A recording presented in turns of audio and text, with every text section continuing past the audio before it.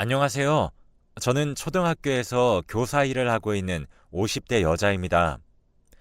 아무에게도 저의 이야기를 하지 않았지만 저와 비슷한 일들을 겪으신 분들에게 조금이나마 힘이 되고자 이렇게 글을 쓰게 되었습니다. 저는 노래 부르는 것을 좋아하는 엄마와 노래 듣는 것을 좋아하는 아빠 사이에서 둘째로 태어났어요. 저희 집에는 4명의 가족이 함께 같이 살았는데 첫째인 저희 오빠는 저보다 3살이 많았습니다. 항상 맞벌이를 하시는 부모님을 대신해 저희 오빠는 저에게 엄마이면서 아빠와도 같은 존재였죠. 항상 새벽에 일을 나가셔서 밤늦게 들어오시는 부모님을 대신해서 저를 챙겨주는 오빠가 너무 고마웠습니다. 여러분들은 혹시 인생에서 가장 중요한 시기를 말하라고 그러면 언제를 말씀하실 건가요? 생각하시는 것은 사람마다 다르겠지만 저는 고등학교 3학년이 인생에서 가장 중요한 시기라고 생각합니다. 제대로 된 사회를 나가기 전 고등학교 3학년, 즉 19살의 나이에 저는 사랑하는 저희 가족을 다 잃었습니다. IMF 때 저희 가족은 엄청난 빚더미에 앉게 되었어요. 그 당시에 아버지가 조그마한 무역회사를 하고 계셨지만 IMF 때문에 빚이 감당하지 못할 정도로 커버렸고 계속 긍정적인 생각으로 어떻게 해서든 갚아 나가야겠다는 생각을 하셨다고 합니다. 일단 아버지가 지방에 내려가서 공장을 다니시겠다고 하셨고 아빠를 항상 따라다니던 저는 그렇게 아빠를 따라갔고 집에 남아있던 사람은 엄마와 오빠였습니다. 그런데 어느 날 오빠가 자고 있는 사이에 엄마는 갑자기 집을 나갔고 그 뒤로 엄마는 지금까지 연락이 끊긴 채로 살고 있습니다. 엄마가 집을 나가서 돌아오지 않는다는 오빠의 말에 아빠는 건우야, 너도 아빠랑 동생 있는 곳으로 내려와. 우리 셋이 같이 살자. 라고 하셨습니다. 어쩌면 저희 아빠는 IMF가 터지고 빚이 생길 때부터 엄마가 저희를 떠날 것이라고 예상이라도 이미 하셨던 것인지 엄마에게 전화 한 통 하지 않으셨습니다. 그때가 고등학교 1학년 때였어요. 엄마가 도대체 어떠한 이유로 저희를 버렸는지 모르겠지만 오히려 그 이유를 알게 되면 상처를 받을 것 같다는 생각이 들었습니다.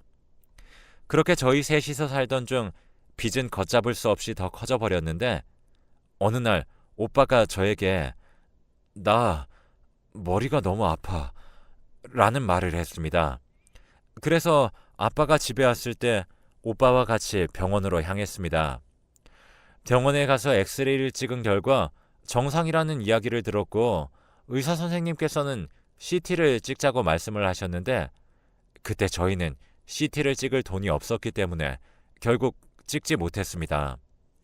오빠는 그냥 두통약을 사 먹겠다고 하고 대수롭지 않게 여겼던 것이 큰 화를 불러일으켰던 것이었죠.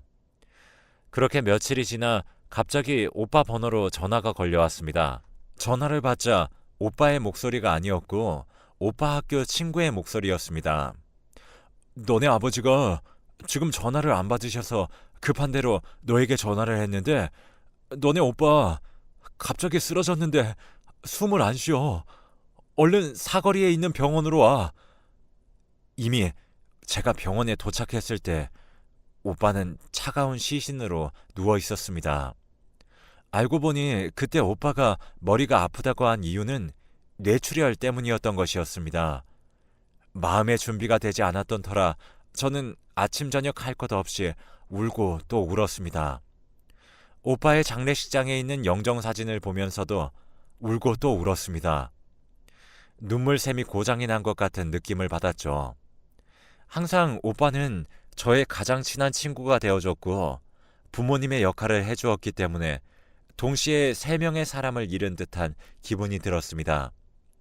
그렇게 오빠를 떠나보내고 아버지도 자식을 잃은 슬픔에 빠져서 매일 우시고 술과 함께 하루하루를 견뎌내셨습니다. 아버지가 술을 드시는 것에 대해서 좋지 않게 생각을 했지만 아버지께서는 항상 지금 이 술이 없으면 나도 너 오빠를 따라 죽고 싶을 것 같다. 하지만 술을 먹고라도 버텨야지. 그래야 너라도 먹여 살리지. 제정신이 아니면 정말 살기가 힘들어. 라는 말씀을 하셨습니다. 제정신이 아니면 못 살겠다라는 아버지의 말씀을 들으니 아버지에게 술을 드시지 말라고 하는 말은 하기도 어렵더라고요. 결국 아버지께서는 몇 년 동안 매일 술만 드셨고 간경화에 걸리게 되셨습니다. 아버지가 항상 토혈을 하시는 것을 보고 몇 번씩 놀라기는 했지만 어쩔 수 없는 것이라고 받아들였습니다. 그렇게 아버지의 병도 심하게 악화되었고 어느 날 자는데 새벽에 아버지가 저를 흔들어 깨우시고는 얼른 구급차를 불러달라고 그러셨습니다. 그때 아버지의 모습을 보니 주위에는 피가 흥건했습니다. 놀란 마음을 최대한 숨기고 구급차를 불렀고 구급차에서 마음의 준비를 이미 저 혼자서 했던 것 같습니다.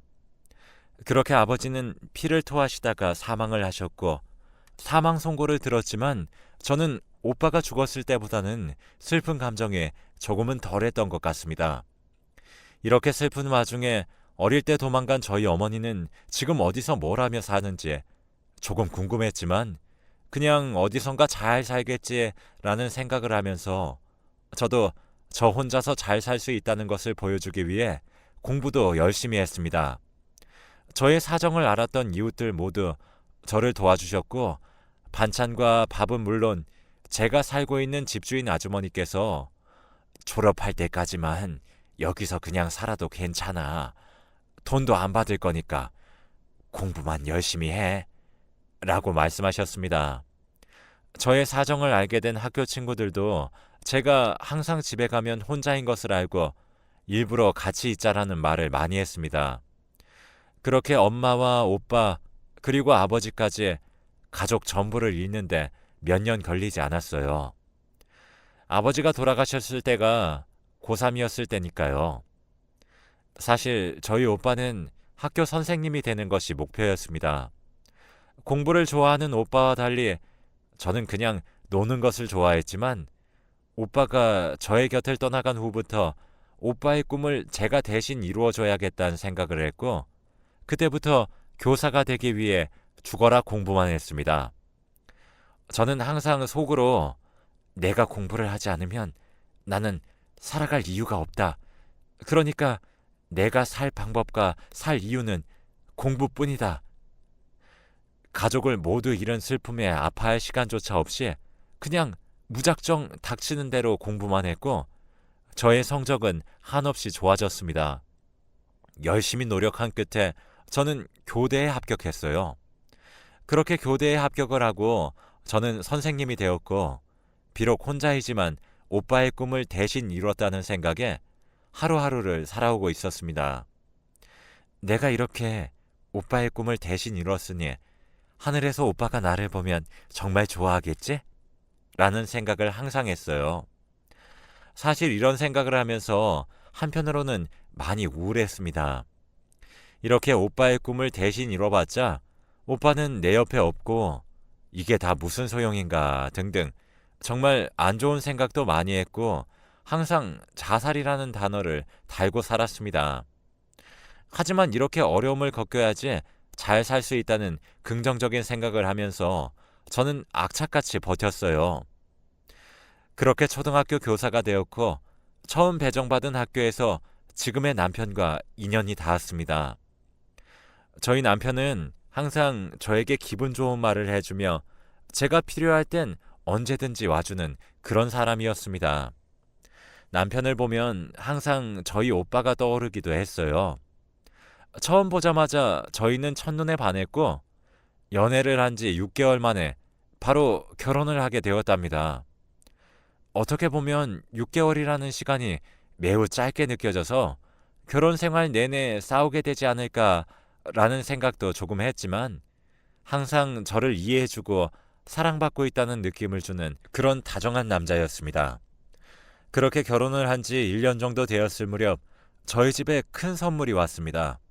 바로 아주 예쁜 여자아이를 임신하게 되었는데 남편 식구들은 저의 사정을 이미 다 알고 계셔서 시어머니와 시아버지께서는 저를 항상 딸처럼 대해주셨어요. 시부모님의 그런 행동에 매우 신이 났고 임신한 기쁜 사실을 얼른 전해드리고자 남편과 함께 시부모님 댁을 찾아갔습니다.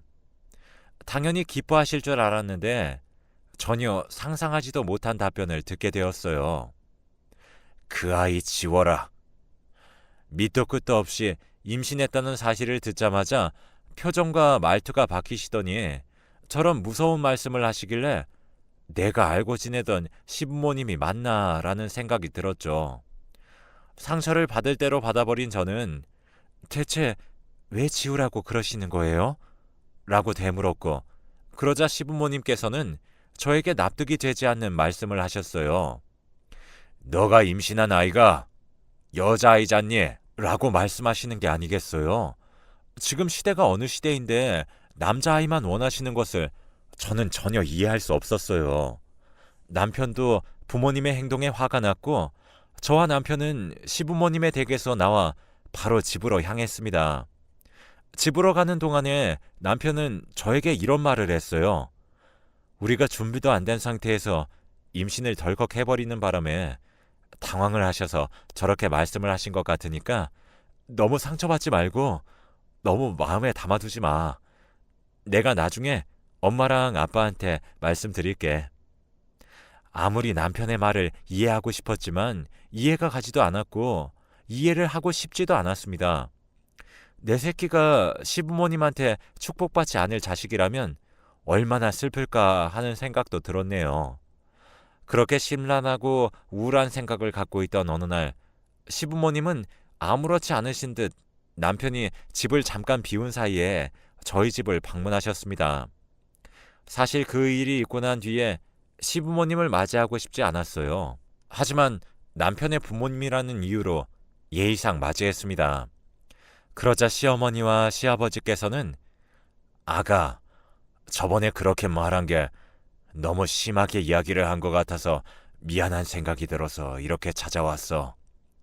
이거 임신한 사람들이 먹으면 좋다는 보약이라서 내가 아주 비싸게 지어왔으니까 하루에 하나씩 꼭 먹어야 돼. 이렇게 말씀을 하시면서 직접 지어오신 보약을 저에게 건네셨고 저는 예의상 그 보약을 건네받았습니다. 아무리 보약이라고는 하지만 어떤 보약인지 설명도 안 해주시고 향도 이상한 느낌이 들었고 무엇보다도 갑자기 시부모님이 어떠한 일을 겪으셨길래 사과를 하는지 의문이 들었습니다. 그래서 그 보약을 받기만 하고 먹지는 않은 채 한약방으로 그 보약을 가져갔습니다. 그 한의사에게 이 보약은 도대체 어떤 보약이냐고 물어봤더니 그 한의사는 저에게 이런 말을 했습니다. 도대체 이렇게 안 좋은 보약은 어디서 구하신 거예요? 이런 보약은 구하기도 힘들 텐데. 아주 안 좋은 것으로 만들었고 더군다나 임신에 좋지 않은 팥이랑 녹두랑 이런 게 들어가 있네요. 임신을 준비하시는 분이시거나 이미 임신을 하신 분에게는 아주 안 좋은 보약입니다. 이 말을 듣고 저는 충격을 받아버렸죠. 저는 당장 시부모님께 가서 따지고 싶고 물어보고 싶은 질문도 많았지만 무엇보다도 저를 가장 아끼는 남편에게 이 사실 빨리 전해야겠다는 생각이 들었습니다. 여보, 충격받지 말고 내 얘기 잘 들어. 당신 집에 없는 사이 어머니랑 아버지 잠깐 우리 집에 왔다가 가셨거든? 나한테 저번에 임신에 대해서 안 좋게 이야기하신 것 때문에 신경이 쓰이셔서 오셨다고 했단 말이야. 근데 어떤 보약을 한 박스나 주시고 가셨어. 내가 아무리 생각을 해봐도 갑자기 사과를 하시는 게 이해가 되지 않았고 그리고 어떤 재료가 들어간 보약이다 라는 설명도 안 해주시고 그냥 임신에만 좋은 보약이라고 설명을 해주시길래 혹시나 하는 마음에 방금 이 보약을 들고 한의원을 다녀왔는데 글쎄 이 보약을 먹으면 유산을 할 가능성이 큰 보약이래. 나 지금 충격을 많이 받아서 어떻게 해야 할지 모르겠어. 저의 말을 들은 남편은 충격을 먹은 듯 잠시 아무 말도 하지 않았습니다. 그렇게 정적이 몇 초 정도 흐른 뒤에 남편이 저에게 잠깐 전화를 끊으라고 하였고, 그렇게 남편과 전화를 끊은 뒤 몇 시간 뒤에 전화가 와서는 잠깐 나랑 어디 좀 가자 라는 말을 했습니다. 대체 목적지가 어디인지 알려주지도 않은 채 무작정 가자는 남편이 의심스러웠지만 그냥 따라 나섰습니다. 그렇게 도착한 곳은 시부모님의 댁이었어요. 여보, 갑자기 여길 왜 와? 저의 말에 대답도 하지 않은 채 저의 손을 붙잡고 집으로 들어갔습니다. 남편은 시부모님의 얼굴을 보자마자 인사는커녕 화를 내기 시작했어요. 엄마랑 아빠는 임신을 한 며느리 보며 기뻐해도 모자랄 판에 왜 그런 보약을 주신 거예요? 그 보약 먹고 큰일이라도 생기길 원했던 거예요? 이제 긴 말 필요 없고 이제부터 저에겐 부모님은 없는 겁니다. 그렇게 아세요? 남편이 이런 폭탄 선언을 할 줄은 정말 상상도 못했습니다. 현관문을 나서면서 시부모님께서는 저희의 이름을 아주 크게 부르셨지만 저희는 대답조차 하지 않고 앞만 보며 나왔습니다. 그렇게 다시 우리 집으로 가기 위해 차에 올라탔고 차 시동을 걸기 전에 남편은 갑자기 눈물을 흘리기 시작했어요. 당신한테 그런 짓을 당하게 만들어서 진짜 미안해. 임신한 거 축하받지도 못하고 내가 너무 못나서 그런 것 같아. 하지만 내가 당신이랑 우리 딸만큼은 아주 멋지고 근사하게 키울 자신 있어. 그러니까 나만 믿고 따라왔으면 좋겠어. 남편의 눈물과 진지한 이야기를 듣고 저는 정말 결혼을 잘했다는 생각과 남편에 대한 믿음이 생겼습니다. 그렇게 듬직한 남편 덕분에 10개월 동안 스트레스 한번 받지 않으며 먹고 싶은 음식도 마음껏 먹고 갖고 싶은 것 있으면 다 갖고 지냈습니다. 그렇게 진통이 시작되었고 병원에 입원을 하고 몇 시간 동안 진통이 시작되었는데 입원실에 있던 저는 분만실로 이동을 했고 남편에게 전화를 해서 분만실로 간다고 전화를 했어요.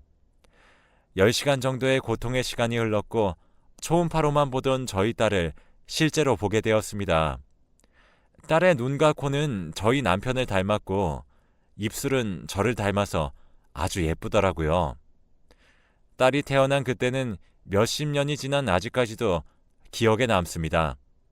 하지만 분만이 끝남과 동시에 저의 옆에 있어줄 것처럼 말을 하던 남편이 무슨 일이 생긴 것인지 저의 옆에 있지 않았습니다. 도대체 어디에 있는 건지 연락조차 되지 않았는데 다음날 갑자기 모르는 번호로 전화가 걸려왔습니다.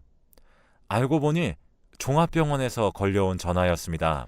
지금 최선호 씨 위급한 상황입니다. 얼른 병원으로 와주셔야 할 것 같아요. 저는 남편을 잃을 수 없다는 생각으로 당장 남편이 있는 병원으로 갔습니다. 병원에 도착을 하니 담당 의사 선생님께서는 안전벨트도 매지 않은 상태로 과속을 하다가 교차로에서 큰 화물차에 부딪혀 교통사고가 있었습니다. 다행히 위급한 상황은 넘겼습니다만 며칠은 더 지켜봐야 할 것 같습니다. 라고 하셨죠. 저는 계속 속으로 기도를 했습니다. 식물인간 판정을 받아도 좋으니 제발 남편을 죽지만 않게 해달라고 빌었어요. 제 소원을 들어주셨는지 남편은 비록 전신마비가 되었지만 목숨은 건지게 되었습니다. 팔다리 의지대로 움직이지 못하고 목 위로만 움직일 수 있었는데 저는 그것만이라도 정말 감사했어요. 아버지와 오빠가 세상을 떠나버려서 남편마저 세상을 떠날까봐 정말 두려웠거든요. 이렇게나마 목숨이 살아있다는 것에 하늘에게 감사하다며 두 손 모아 빌었습니다. 남편은 딸아이를 보기 위해 과속을 했던 자신을 자책하며 그냥 그때 죽었어야 하는 건데 라는 말을 달고 삽니다. 그런 말을 할 때면 저는 당신이 지금 살아있어서 내가 얼마나 행복한지 아냐며 남편을 위로해 주었어요. 말없이 눈물만 흘리는 남편 얼굴을 저도 말없이 손수건으로 눈물을 닦아주었네요.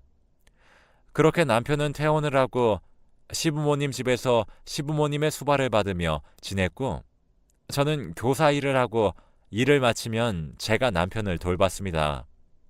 시간마다 몸을 뒤집혀주기도 하고 용변도 받아주고 밥도 먹여주고 그렇게 어느덧 20년이라는 세월이 흘렀네요. 남편은 어느 날 갑자기 저에게 여보, 매일 나 때문에 고생이 많지? 내가 빨리 사라져야 할 텐데 하길래 무슨 소리야? 내가 지금 누구 덕분에 살고 있는데 당신 없으면 난 살아갈 이유가 없어. 라고 말하자 남편은 말없이 창밖을 보며 눈물만 흘렸습니다. 그런 남편에게 저의 눈물을 들킬까봐 고개를 돌려 저는 자리를 피했고 저희 딸이 커서 성인이 되고 남편은 딸아이가 대학을 가는 걸 보고 얼마 지나지 않아 하늘나라로 떠나고 말았습니다. 그래도 교통사고 이후 20년이라는 시간을 나랑 같이 보내준 남편이 저에겐 고맙고 소중했던 기억으로 제 기억에 남아있어요. 남들이 보면 힘든 병수발 끝내서 다행이라고 말을 하지만 저는 그 힘든 병수발을 100년이라도 더 하고 싶었던 마음이었습니다. 몸이 힘들지라도 제 마음은 힘들지 않았으니까요. 이제 남은 건 제 딸아이뿐인데 딸아이만큼은 아무 일 없이 행복하게 저보다 오래오래 살았으면 좋겠습니다. 소중했던 사람들이 저보다 일찍 떠나는 걸 경험하다 보니 이제는 이런 일이 저에게 없었으면 하네요. 남들이 보기엔 불행한 제 인생이라도 저에게 소중했던 시간입니다. 여러분들도 힘든 일이 있어도 시간이 지나 돌이켜보면 아무 일이 아닌 일이 대부분이에요. 힘들더라도 후회할 만한 행동하지 말고 후회 없는 인생을 사시길 바랍니다. 제 이야기 들어주셔서 감사합니다.